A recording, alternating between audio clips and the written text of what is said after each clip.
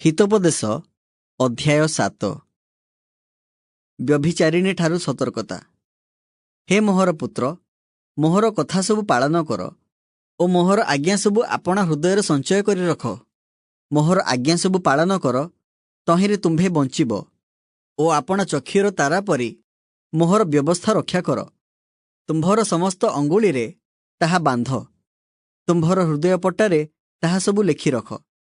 ज्ञान को कुह तुम्भे मोहर भगिनी, आउ सुविवेचना को तुम्भर ज्ञाति बोली कुह। तहिरे सेमाने परस्त्री ठारू अर्थात चाटुबादिनी परकिया ठारू तुम्भको रक्षा करिवे। मु आपणा गृहर झरकार जाली परदा दे निरीक्षण करुथिली। तहिरे मु देखिली अज्ञान मानक मध्यरे ओ चिन्हिली जुबा मानक मध्यरे जणे बुद्धिहीन जुबा लोक।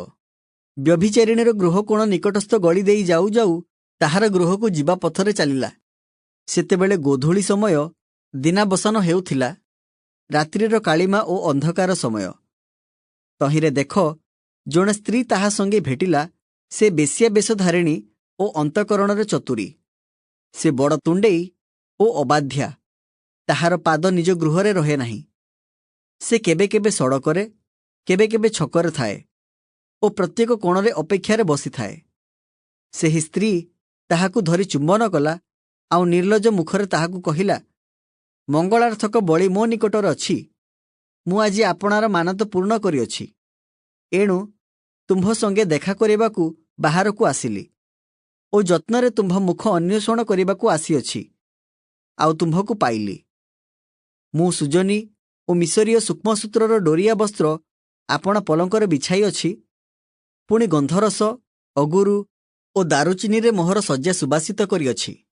आस, आम्भेमाने प्रभात जाए कामरसरे मत्त ओ प्रेमरे भोळ हेउ। जेहेतु कर्ता घरे नाहांती, से दूरकु यात्रा करिअछंती। से तोड़ाए टंका संगरे नहीं जाई अछंती, से पूर्णिमा समयरे फेरी आसिबे। एही रूपे अनेक मधुर भाषा कही से ताहार मन हरण कला, ओष्ठाधरर चाटुबादरे ताहाकु ओटारी नेला।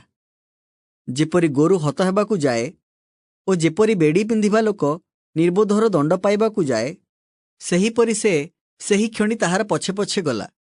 आउ जेपरि पक्षी फांदकु प्राणनाशक न जानी तहिरे पड़िबाकु बेगे उड़े, शेषरे ताहार जकृत सेहीपरि तीर द्वारा विद्ध हेला।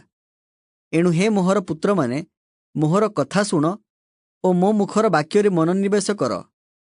तुम्भर चित्त ताहार मार्गरे न जाऊ, तुम्भे ताहार पथरे विपथगामी हुओ नाही। जेहेतु से अनेकंकु क्षत विक्षत करी पकाई अछि, हाँ, ताहार हत लोक सकल अपार, ताहार गृह पातालकु जिबार बाट, जहा मृत्युर आलयकु जाए।